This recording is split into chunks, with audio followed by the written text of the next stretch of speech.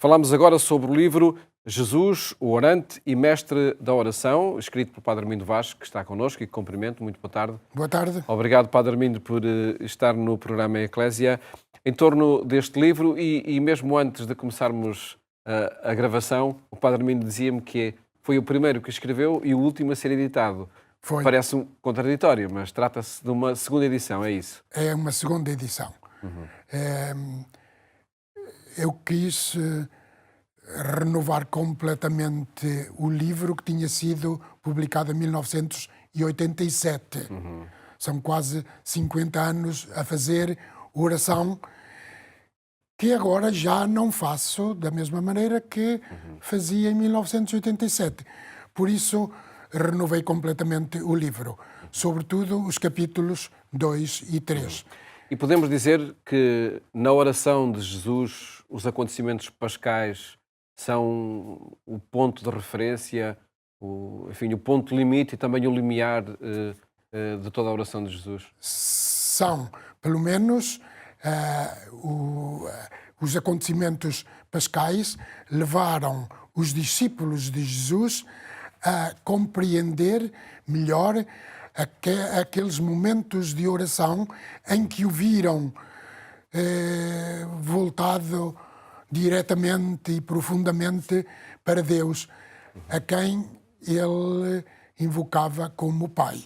Sem dúvida que, então, os acontecimentos pascais foram o momento de aprofundamento e de renovação da própria oração dos discípulos, que até ali já tinha sido alimentada pela própria oração de Jesus e pela oração que Jesus lhes tinha ensinado, mas desde o momento em que sentiram vivo, ressuscitado, aquele Jesus que eles tinham conhecido historicamente, então a sua oração assumiu outras proporções. Essa é a experiência dos discípulos de Emaús nesse encontro com o ressuscitado? Sem dúvida. Eles terminam esse encontro em oração.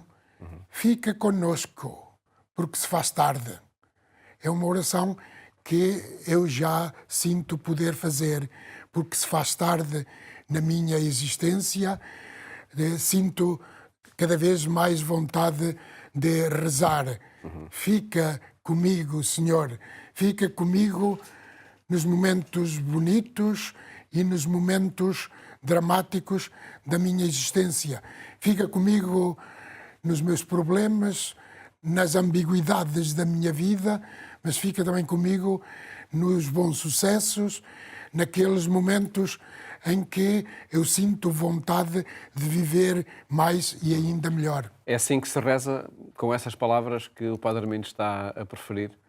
Pelo menos pode-se rezar também com essas palavras. E o específico da oração cristã, onde é que encontramos? Este livro quis ser quando eu o restaurei completamente, e quer ser um contributo para a renovação da oração cristã. A melhor maneira de a renovar é rezar com Jesus. Rezar como Jesus rezou. Agora aí, porém, encontramos-nos com uma questão aguda, que é esta: quem pode rezar como Jesus? E quem ouviu rezar, quem sentiu aquilo que Jesus dizia a Deus? Como penetrar na intimidade do Jesus orante para perceber como e o que Jesus rezava? A resposta é, sem dúvida, é difícil, mas por outro lado, os discípulos viram que Jesus rezava e Jesus ensinou-os a rezar. Portanto, podemos captar algo da oração de Jesus. Podemos saber minimamente, captar ao menos minimamente o espírito da oração de Jesus e rezar com esse espírito. E de que forma é que se reza com esse espírito de facto? É através de uma oração de petição, muito, a solicitar, a pedir alguma coisa, ou é com outra atitude? Essa oração, como a de Jesus, pode ter muitos aspectos e muitas formas, também muitos conteúdos. Sem dúvida, oração de petição, mas também oração de louvor, oração de ação de graças, oração de lamentação. Todas as formas de oração são boas diante do Deus de Jesus. Quisera eu rezar ao Deus a quem Jesus rezou. Como ficar e diante de facto dessas diferentes formas de oração, de forma muito pragmática, a oração de petição nem sempre, de facto, acontece aquilo que se pede. Que relação estabelecer então entre o pedi e recebereis, que tanto é afirmado na Bíblia? É o grande problema da eficácia da oração cristã. De facto, faz angústia e problemas a muitos cristãos que reagem. Andamos há 2000 anos a rezar pela paz,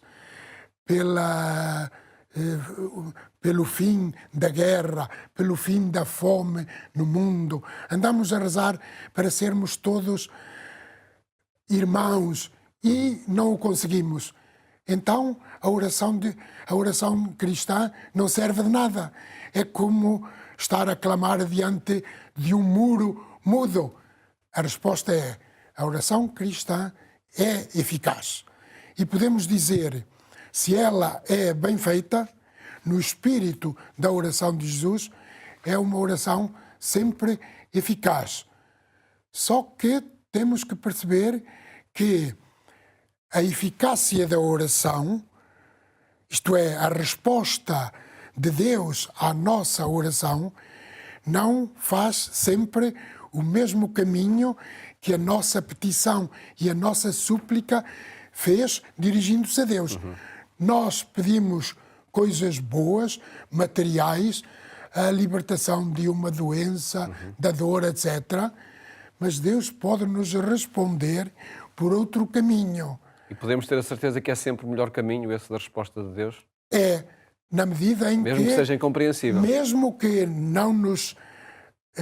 que não aconteça a libertação total da dor, cuja a libertação eu pedi a Deus, eu posso sentir-me atendido. E sem dúvida, então, a oração a eficácia, sem dúvida, então, a resposta de Deus à nossa oração foi eficaz. Mas em que sentido?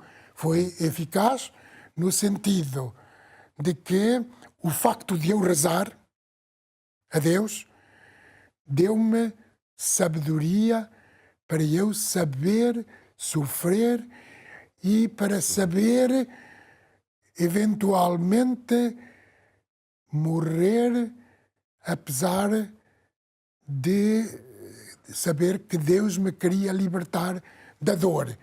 Não me libertou porque não encontrou o mediador eficiente, isto é, a eficácia da medicina que me pudesse libertar. Sabendo bem que Deus sempre nos quer salvar e libertar da dor. Deus só pode querer isso. Todavia, para nos salvar da dor, Ele precisa da mediação eficaz dos humanos. E acredito que nas páginas deste livro, enfim, até outras questões podem ser respostas a outras questões aqui serão encontradas. Sem dúvida, para rezarmos com Poderíamos Jesus. sintetizar as respostas que aqui encontramos numa afirmação, Padre Armindo? Sem dúvida. Rezar bem, e é preciso ousar rezar bem, é um gesto quase maior do que a própria vida. Mas fazer própria a oração de Jesus, a oração que só de amor viveu, é uma expressão de vida superlativa.